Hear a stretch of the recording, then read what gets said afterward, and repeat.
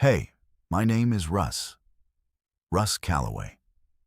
I'm 34 years old, and I work as a boiler technician for a commercial building services company out of a gray cinder block office on the industrial side of Spokane, Washington, the part of the city that most people drive through on the way to the nicer part without looking at it too long. My job is heat. That is the simplest way to say it. I maintain, repair, and certify the boiler systems that keep large buildings, office towers, hospitals, apartment complexes, university halls from going cold in the middle of a Pacific Northwest winter. Boiler work is not the kind of job that comes up at dinner parties. When I tell people what I do, they nod in the specific way of someone who does not know what to ask next and is trying to seem interested while they figure out how to change the subject. I don't hold it against them. Most people only think about heat when it stops. What I know about heat is this. It is not something a building produces. It is something a building loses constantly through every seam and surface. And the system's entire job is to replace what the building keeps giving away faster than the outside can take it. The difference between a building that stays warm and one that goes cold is not the presence of heat. It's whether something is working to keep it from bleeding out. I have understood this since my first year on the job, and it has never stopped being true about other things too. Though it took me longer to understand that part. I wake up at 5:45 most mornings, make coffee in the kitchen of a 2-bedroom apartment on the north side of Spokane that I have lived in for 3 years, and eat toast standing at the counter while I check the overnight fault logs from the building monitoring system on my phone. I drive to the office in a company van that smells faintly of pipe sealant and coffee, pick up my work orders for the day, and spend the day in basements and mechanical rooms and utility corridors. The behind-the-wall parts of buildings that exist to keep everything else running, and that most people spend their entire lives not knowing about. I come home at 5 or 6, sometimes later if something's down and can't wait. I shower, I eat something, I watch the weather forecast because it tells me what the next day's call volume will be. I go to sleep. I have been doing this for 9 years, and I am good at it. And I do not mind that it is not glamorous. There is something about keeping the heat in, about understanding the exact point where a system's output has to exceed the building's loss rate, or the whole thing goes cold. That suits the way I think. I look for the place where something is bleeding out before it fails. I find it. I fix it. The apartment has been mine alone for 2.5 years, since Becca moved out on a Sunday in October with a U-Haul she had rented herself, and a composure so complete that it told me the decision had been made for a long time before I knew it had been made. She had said, in the brief conversation that preceded the U-Haul, that being with me felt like being in a building where the heat worked perfectly, but nobody had ever turned the lights on. I had asked what she meant. She had said she didn't think she could explain it in a way that would land the first time. And she had been right. And I had been trying to understand it ever since. I thought I understood it now. I understood it better than I wanted to. The phone doesn't light up much after 8 most nights. I don't say that to make anyone feel something about it. It's just the shape of my evenings, and I've gotten used to the shape. That Wednesday in November, I was called to a building I hadn't been to before. A 12-story office tower in the downtown core, older construction from the late 1970s, whose building manager had put in a fault report on 2 of the 3 main boiler units. I parked in the loading dock, pulled my kit from the van, and went through the service entrance the way I always did. The service elevator was out of service, which was not unusual in a building that age, and the mechanical room was on the 2nd basement level, which meant taking the freight elevator and then the stairs. I found the freight elevator, pressed the button, and waited. The lobby elevator bank was 20 feet to my left. One of the cars was sitting open, empty, with the door hold button pressed. Someone had left it that way, And I almost took the stairs and left it. She came around the corner of the lobby at a near run, her arms full, a canvas messenger bag slipping off her left shoulder, a paper file box held against her chest with both arms, a coat draped over the file box that was threatening to slide off with every step. Her hair was down and moving in multiple directions at once, dark and loose, like it had started the morning in something organized and had given that up by 9. Her shoes were wet, which meant she had come from outside recently and hadn't had time to dry off. Her face had the particular set expression of a person who is holding an enormous number of things together, not just the things in her arms, through sheer determination, and is running low on the determination. She saw the open elevator. She was not going to make it. The door hold only lasts so long, and she was still 15 feet away and decelerating because the coat was slipping and she was trying to rebalance the box without dropping the bag. I stepped across the lobby and put my hand on the door sensor. I'll be honest about this.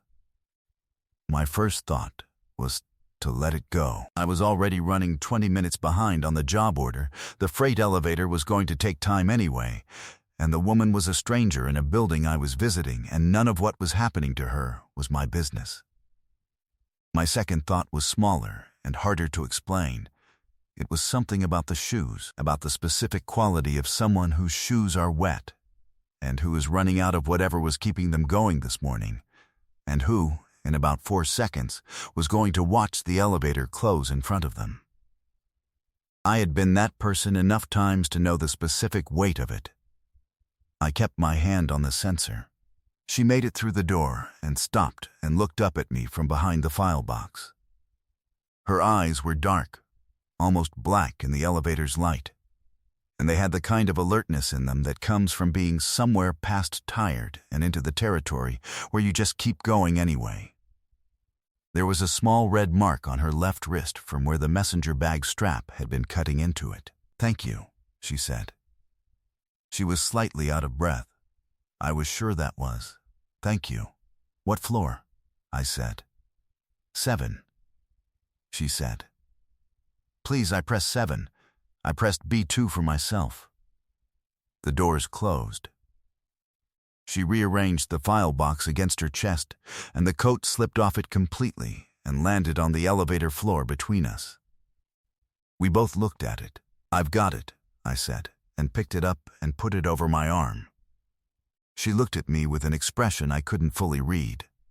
Not suspicious, something more complicated than that. Like someone doing a rapid recalibration of something they had already decided about the world. "You're very..." She stopped. Then, "Thank you. I'm sorry. It's been a morning." "The wet shoes give it away," I said. She looked down at her shoes. Then she looked back up at me. "I stepped off a curb into a puddle the size of a small lake at 7:45, she said, "and the day has declined to improve since then." The elevator stopped at 7. The doors opened. I held the coat out to her. She took it, and then she did a strange thing. She paused in the open doorway and looked at me with those dark, recalibrated eyes, and she said, quietly, like she was saying it more to herself than to me, "You're the man I prayed for. Not, you're a lifesaver. Not, you're so kind." Those I would have known how to respond to. "You're the man I prayed for." I did not know what to say. The door started to close. She stepped off and turned and said, "Sorry, that came out strange. I just, thank you."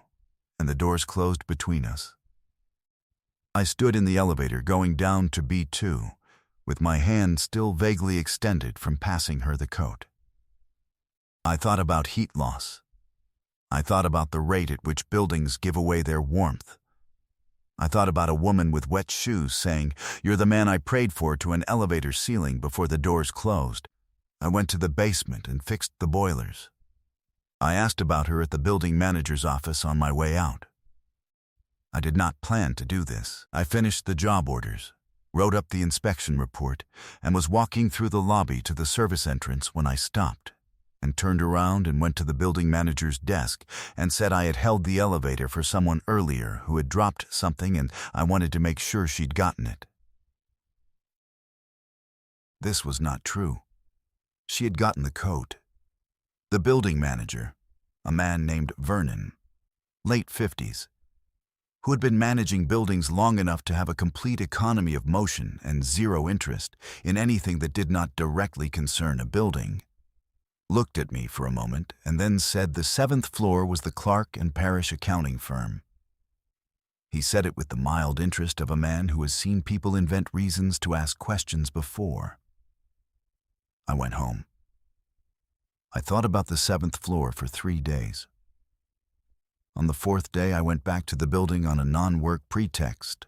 I told myself I wanted to recheck a pressure gauge reading I had noted as borderline in my inspection report, which was technically possible, though not technically necessary. And I went to the 7th floor.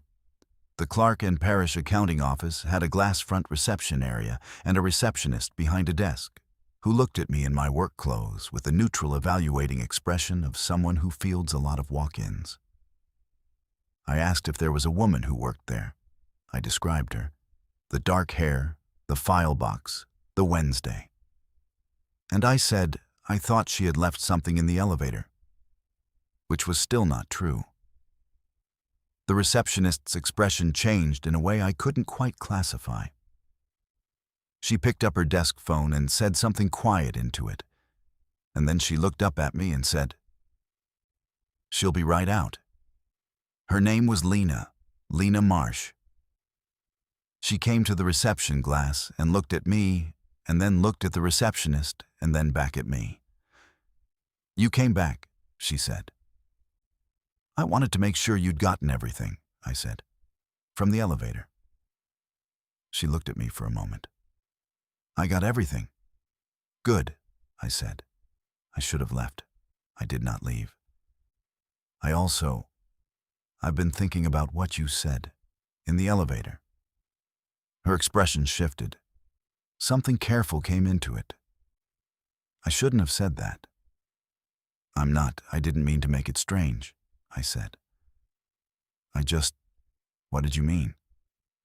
She was quiet for a moment, in the way of someone deciding how much is reasonable to say to a man in work clothes who showed up at her office on a Friday morning on a pretext that she probably already knew was a pretext. "I had been having a very bad few weeks," she said. "And that morning was particularly—" She stopped. I was walking to this building in the rain with a box that was too heavy, and I was already 40 minutes late, and I'd just stepped into a puddle. And I thought, just very briefly, just for a second, I could use some help. And then the elevator was there, and you were holding it. She looked at me. It was the kind of thing that sounds dramatic when you say it out loud. "It doesn't sound dramatic," I said. "It sounds a little dramatic." "Maybe a little," I said.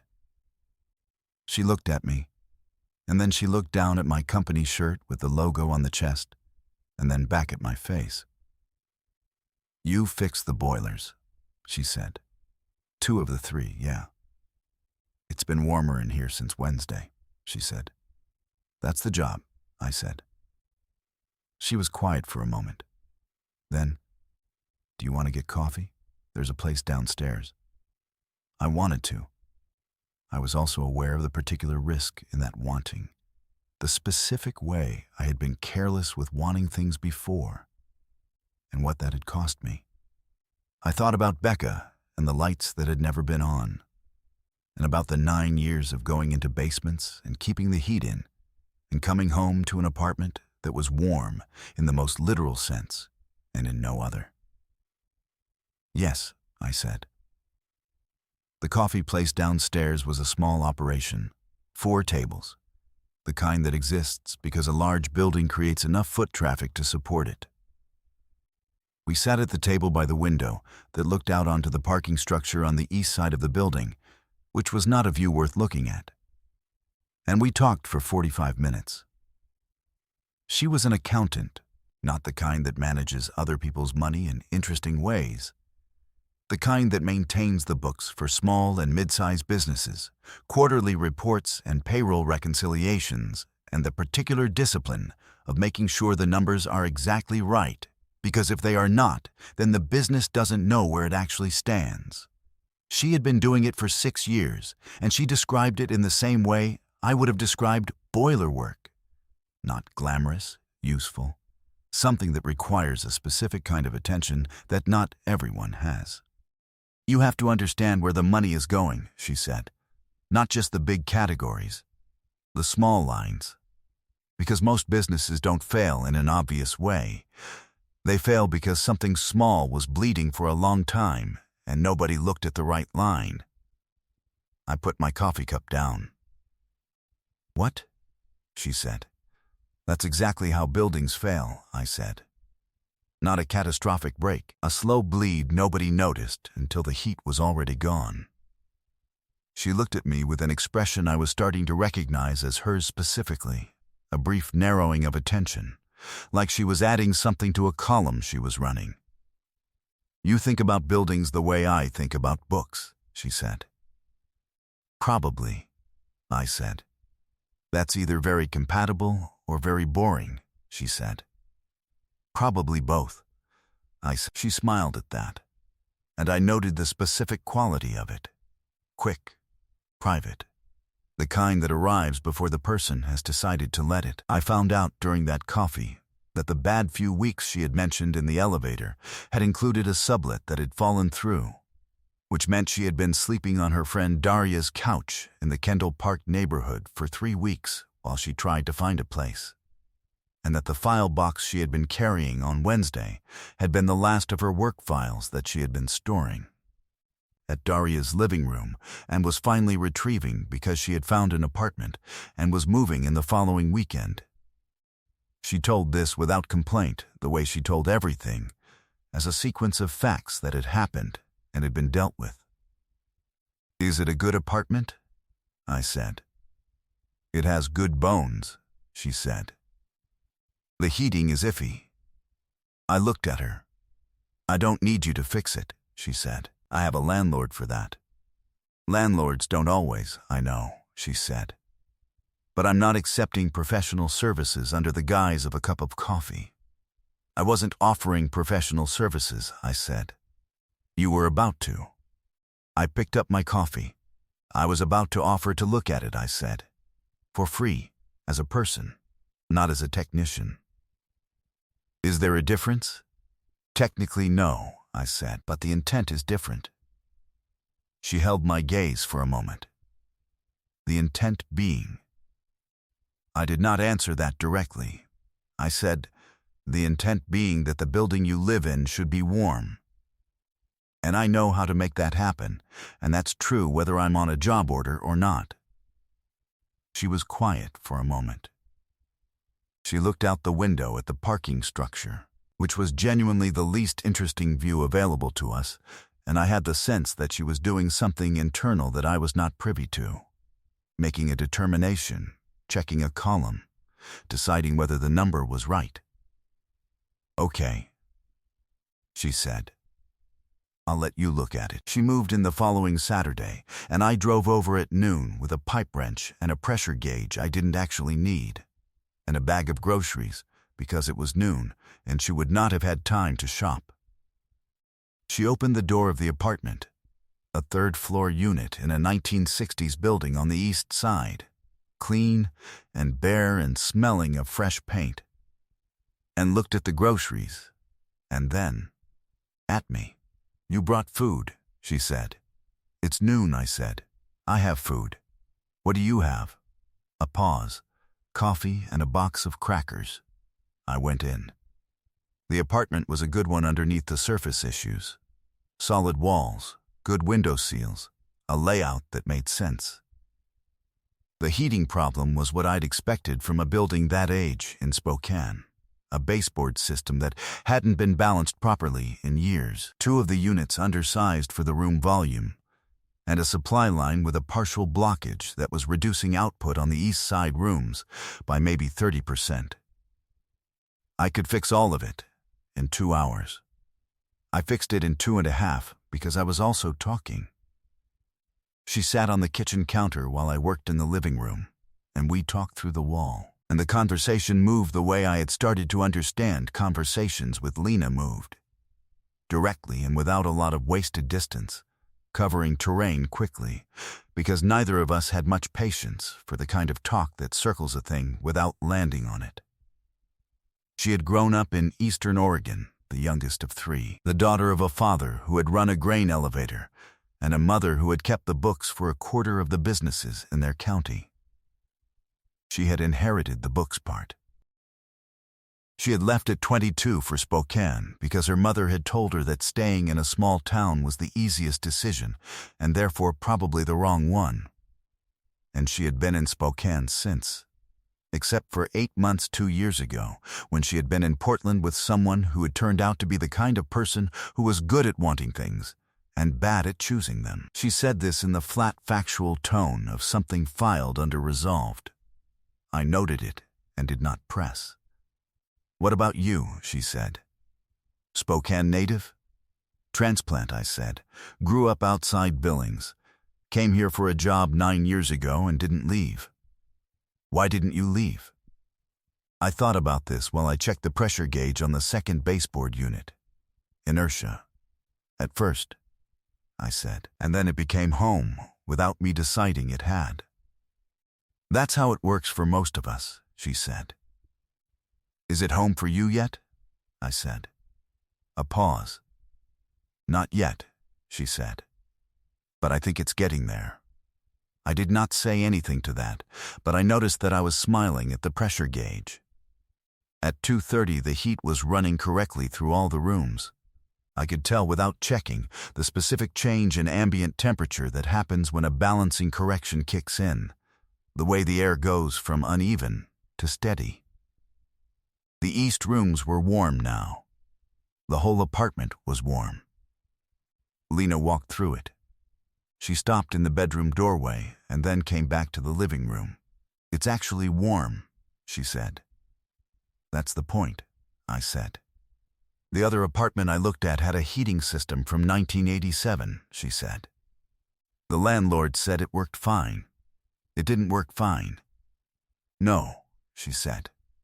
It didn't. She looked at me. How do you know when it's actually fine versus when someone is telling you it's fine?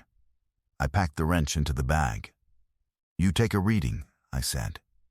Not the landlord's reading. Your own. The number doesn't lie. She looked at me for a moment. That's the job. Yeah, I said. And the rest of it? She said. When you can't take a reading? I looked at her. She was standing in the middle of the living room in her moving day clothes, old jeans, a flannel shirt with a paint smear on the cuff that I didn't think was from today, with her arms crossed loosely and her head slightly tilted and that dark, specific attention in her eyes. The rest of it, I said, you have to go by what you notice over time, not one moment. The pattern. She nodded slowly, not like she was agreeing with a general principle, like she was filing a specific thing.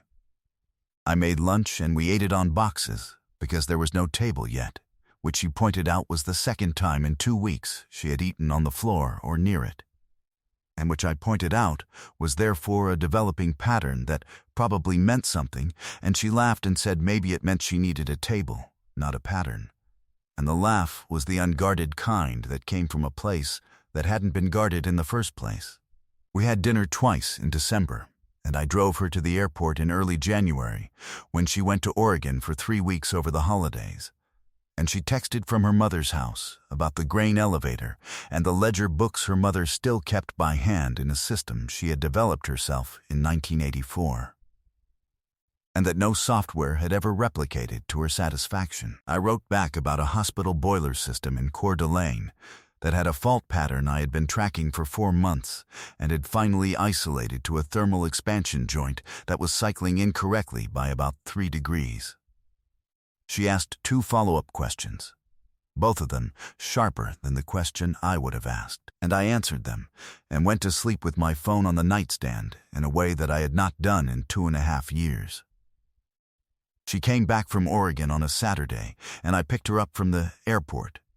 And we drove back to her apartment, and she told me about the grain elevator and the winter sky over eastern Oregon, and a conversation she'd had with her mother about the ledger books that it turned into. A conversation about other things, and at some point she went quiet mid-sentence and looked out the window at the Spokane skyline in the January dark, which is not a skyline that recommends itself, but which has a particular honest quality I had always appreciated. "What?" I said. "My mother asked about you," she said. "You told her about me?" "I told her I was being picked up from the airport," she said. She asked who. I kept my eyes on the road. "What did you tell her?" I said.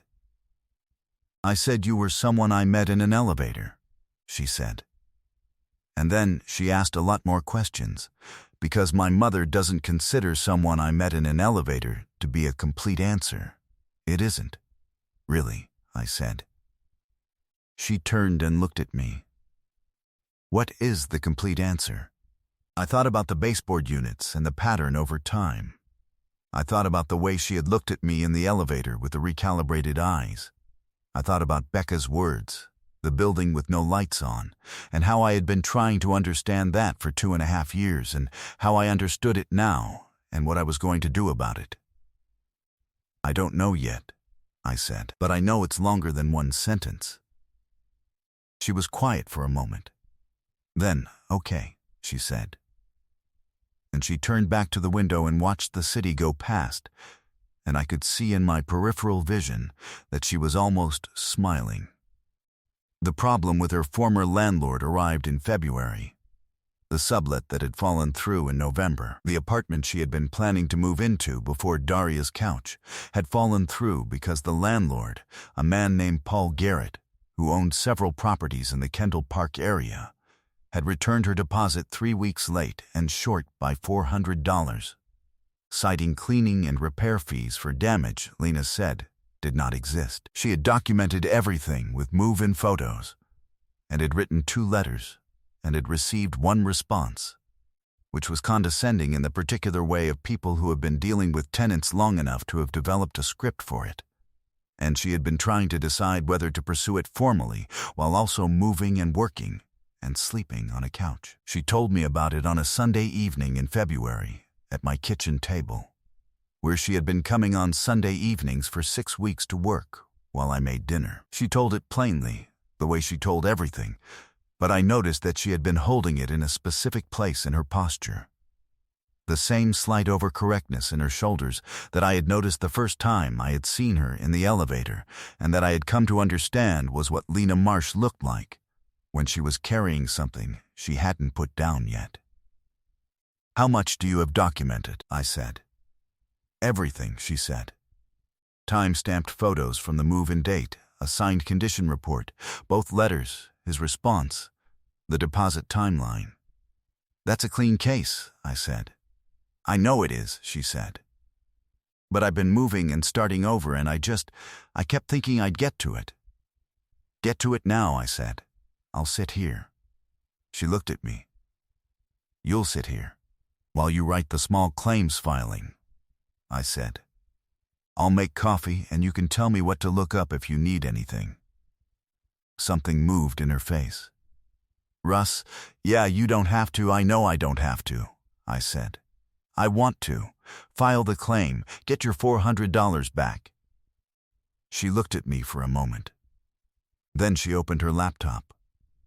It took 2 hours. I made coffee and looked up the Washington State small claims procedure when she asked, and kept the Sunday evening the way it was supposed to be. Quiet.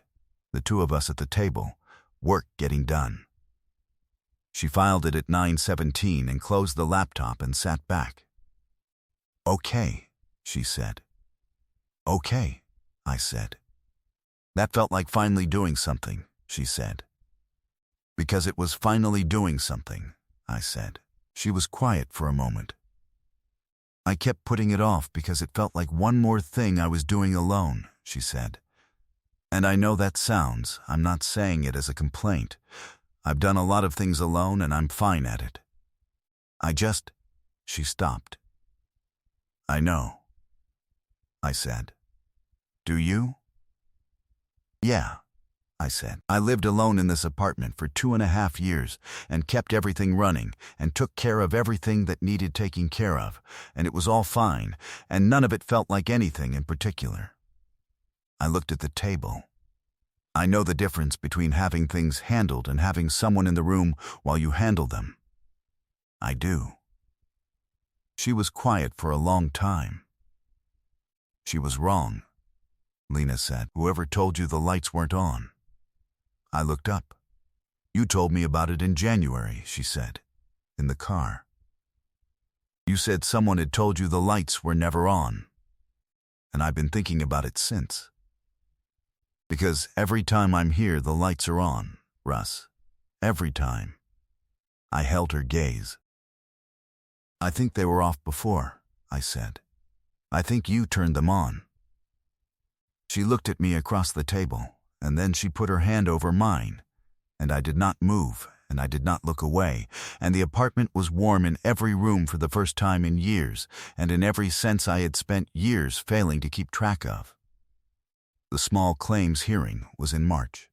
Paul Garrett showed up with a counter-narrative and a printout of photographs that turned out, under examination by the hearing officer, to be dated incorrectly. Metadata from his phone's camera that placed 2 of the images 3 months after Lena's move-out date, which he had not noticed, because he had not expected anyone to look at the metadata. Lena had looked at the metadata. She presented this in the hearing with the specific composure of someone who has checked every column twice and is simply reading the numbers back to the room. She did not raise her voice. She did not editorialize. She placed the evidence on the table and let it be what it was. The hearing officer awarded the full deposit plus a penalty for the late return. In the hallway after, Garrett tried once more, catching Lena near the exit and beginning something about an appeal and good faith and the nature of the damage. I moved to stand beside her. I did not say anything. I just moved. Lena turned to face him with the same composure she had used inside. You altered the photos, she said. I have the original metadata, and I've already sent a copy to my email. If you file an appeal with those materials, that's a separate matter for a different court. She paused. I'd like you to stop talking to me now. He stopped talking to her. We walked out of the courthouse into the March afternoon, which in Spokane means cold but with a quality of light that suggests it is considering improving. We stood on the steps for a moment, and she let out a long, slow breath, and then looked at me. You didn't say anything, she said. You didn't need me to, I said. No, she said. But it mattered that you were there. I thought about that. About the difference between fixing a thing and being present while someone else fixes it, which I had been slow to understand was its own form of work, that it required something different from me. Not skill, not tools, not the ability to diagnose a fault in a system, just presence. Sustained and steady, the way a system has to sustain output to match the rate a building loses heat.